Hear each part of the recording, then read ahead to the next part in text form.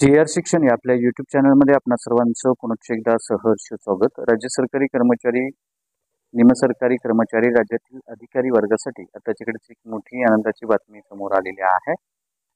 बक्षीस समिती खंड 2 च्या अनुषंगाने ज्या कर्मचारी अधिकाऱ्यांच्या वेतन त्रुटी संदर्भात शंका आहेत, वेतन त्रुटी संदर्भात अजूनही तक्रारी आहेत, त्या संदर्भात वेतन त्रुटी 2024 ची स्थापना करण्यात आलेली आहे आणि या अनुषंगाने अतिशय महत्त्वपूर्ण असं परिपत्रक राज्याच्या ग्राम विकास विभागाने निर्गमित केलेलं आहे।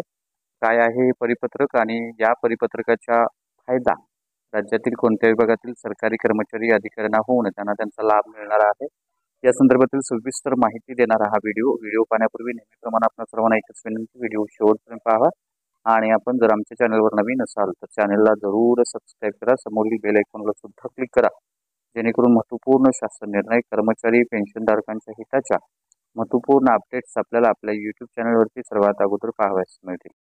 जसे की आपण स्क्रीनवर पाहताय, महाराष्ट्र शासनाच्या ग्राम विकास विभागाचं दिनांक 25 जून 2024 रोजीचं अतिशय महत्त्वपूर्ण असं हे परिपत्रक आहे। याचा विषय अतिशय महत्त्वाचा आहे। राज्य वेतन त्रुटी निवारण समिती 2024 कडे सादर करण्यात आलेल्या प्रस्तावाच्या अनुषंगाने बैठकीस उपस्थित राहण्याबाबतलं महत्त्वपूर्ण असं परिपत्रक आहे।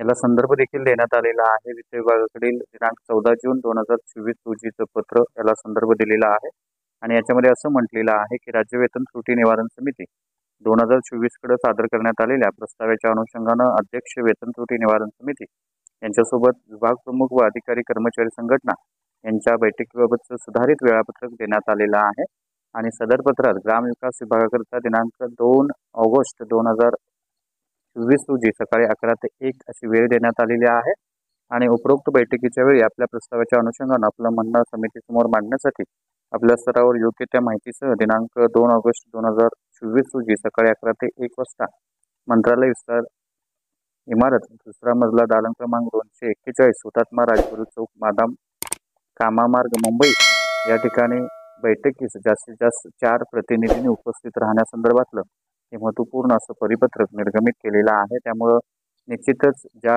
अधिकाऱ्यांच्या, ज्या कर्मचाऱ्यांच्या या संदर्भातल्या तक्रारी आहेत, या तक्रारी संदर्भातलं म्हणणं जे आहे ते 2 ऑगस्ट 2024 रोजी मांडण्यासाठी मुदत देण्यात आलेली आहे, वेळ देण्यात आलेली आहे।